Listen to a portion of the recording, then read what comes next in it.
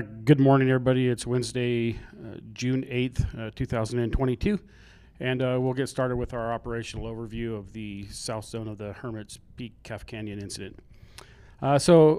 Continuing around the eastern side of the fire, we continue to do the work, repair work on dozer lines, mending fences, hand lines, chipping the slash that has been cut from the edges and move to the green side to reduce that fuel loading and that hazard along the fire's edge there. So continuing to do a lot of good work in the Alpha Bravo division in branch 11, moving over into branch 15 in the Charlie Delta Echo.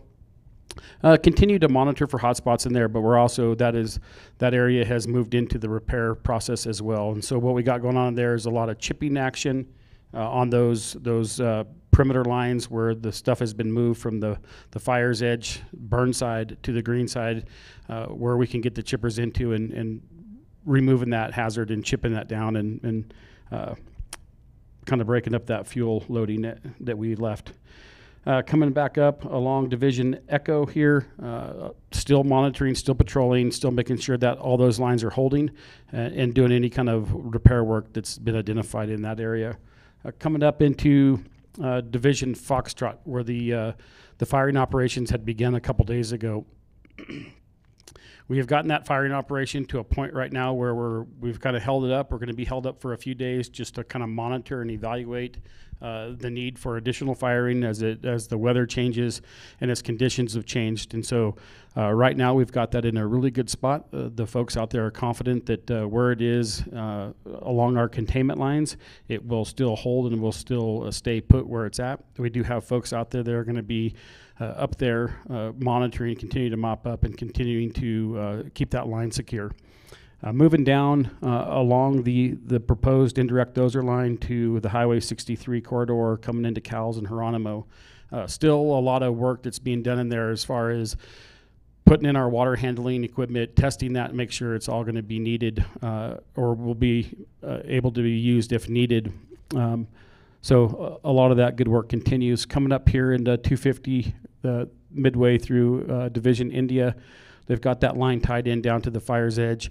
They've got some plumbing in there, and they're just continuing to monitor and evaluate that situation in there. And if things pop up where we need to take a more direct suppression action in there, we will. But right now, things are looking really well. Moving up into the Beatty Spike, we're planning on kind of getting people to come out of there today. So we'll be down to a fire module that's going to be left up in there to continue to monitor and evaluate any fire progression that is in the wilderness there. So a lot of good work has been done. They've got a good structure protection plan around the Beatty's cabin, and those folks are going to start as they time out. They're going to be coming out of there, and then we'll have one small group left up in there to continue to evaluate. And that group they specialize in that kind of backcountry, watching the fire and kind of herd it around where it needs to. So that's their kind of their specialty, and they do that over the course of the summer in a lot of the remote wilderness areas. So they'll be in good hands up there to keep an eye on that piece. So coming in today, we've had a couple questions, and I'm just going to go ahead and take a little bit of time to kind of answer those for folks. And so one of the questions that came back in was spotting, and how does it occur? Is it just wind, or is there other factors that go into that? And so spotting primarily, we think about wind pushing the embers over the lines and creating those spots, and but it's not the only thing that does that. So in the absence of wind, if we do have a good convective element to the fire, so it's got some intensities on the ground that's burning, and it's through air movement that it occurs, so wind, but it can loft those firebrands up, and they can kind of drift over as they start to cool, as that column starts to cool out over the edge of the fire. And so we can get spotting from that. An additional way spotting occurs is if it's mid-slope, or there's elevation below where rolling material, so something on fire, a log or pine cones or whatever it might be that can roll and bounce down across a containment line. That would be another way that spotting can occur. And then to answer the question about how we identify those or how we find those, there's multiple ways. And so along portions of our fire line, Typically what we'll do is we'll actually send people out into that green area where we don't want fire, and we will set up patrols, grid fashion, and we will march people through that. And so through that process, we find a lot of smaller spot fires that don't really show up and have like an identified smoke column that comes off of them. Another way that we find those is through aerial reconnaissance. So our Helco, our air attacks, those folks, if they see something like a column of smoke building off of the main fire's edge or where spotting could have occurred, they'll call those in and they'll chat with us about it and get GPS locations and coordinates, and we'll get people to go take care of those or look at them. And then we also have the infrared camera operations where we do a big grid with basically aircraft, and they fly over and they take a reading of the landscape there, and we pick up a lot of spot fires through that, like especially during the evening hours when they put those planes up, and they'll get maps made for the next morning, and then we can go investigate and look at those. So those are primarily the ways that we identify spot fires, and then we take action on them. And so part of that action, depending on the fuel, the terrain, how we interact or how we engage those spots is often we have a predetermined, hey, if we see a spot in this area, we're going to get real aggressive and we're going to go after it. If things, conditions are such that, we can't take that immediate action, then we back off, and we have those primary, alternate, and contingency plans that we start to look at and how we're going to handle if we get a spot fire that's actually really moving around on us, and it just gets people put into a bad location if we were to go get right on that fire's edge or that spot fire's edge to try to contain it. Another question was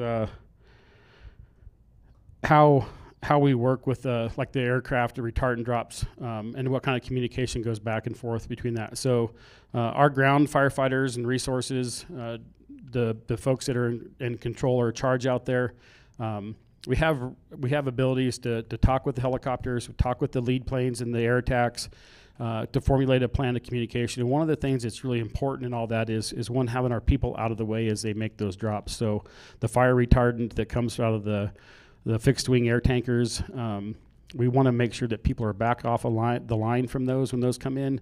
So we have a real coordinated effort between the ground resources, the air attack, and then those lead planes that bring those large air tankers in to drop those, to make those drops. Additionally, direct lines of communication with our helicopter pilots to do the same thing. We like to clear the area before they make their drops so they can make their drops and not impact anybody on the ground. So yeah, absolutely. Good communications occur between the ground resources and those folks so that we can ensure safety for everyone. And then the other question coming in is the Rio Mora kind of drainage there. Taking a real hard look at the northern side of the Spring Mountain, area where it's been burning. It's been coming out of the Trempus fire scar, but the fire activity there has been very, very moderated, and it's really low, so it hasn't been moving a tremendous amount, small growth over the past few days. So we're really taking just keeping a close watch on that, and as we need, we will put the aircraft up, we will dampen that fire edge and try to suppress it and halt it through the use of water dropping air helicopters. So so far we've had real good success just keeping that in check and monitoring it and keeping it from progressing too much further north into the Rio Mora. And then I think this country all out in here, we've got it in a good spot. It's been checked up, and the firing operation has been tremendously successful to this point. And then we're going to continue to reevaluate over the coming days at the need to either bring that further down or whether or not that's just going to check up and we won't have to do any more of that. One thing of note, we have started the talks and looking at how we might be able to potentially start getting these GO evacuation statuses reduced to maybe a set. So those conversations are going to be ongoing, and hopefully there will be good news coming out of that over the days to come. Lastly, for the update, something I just want to touch home on is that we are expecting potential significant amounts of moisture over the fire area today in the forms of maybe 1/4 to 3/4 of an inch of rain, heavy and persistent in isolated areas. So with that comes the potential for debris flows and movement of water down through those stream beds and creeks and canyons there. So folks just need to be very heads up if you are out and about in an area where you could be impacted from those debris flows. And the storm could be very well much off of where you are, but if you are downstream, just to be paying special attention to that. And our firefighters out there on the ground have also been advised of this, and they're going to take special precautions today in the areas they're working to ensure that they don't get caught in a bad spot. As always, the PIO hotline, 8 a.m. to 8 p.m. is open for your calls or comments and questions. And then continue to check the Facebook feeds. They're posting a lot of good information on those with what we got going on, repair work. You know, there's a good little piece on the mule train that was taking folks up into the wilderness and providing those supplies for them. So a tremendous amount of good information on that Facebook page. So continue to look at it. Continue to send in your questions and comments. We appreciate that. And then the final thought for today is my time here has come to an end, and I will be departing and headed back home tomorrow morning. So with that, I appreciate everyone's patience with me, especially in trying to pronounce some of these names. And thank you for inviting me into your lives for a few days and providing these updates to you. It's been a pleasure to try to help answer some of those questions and comments that you guys have sent in. So with that, have a great day. Be safe.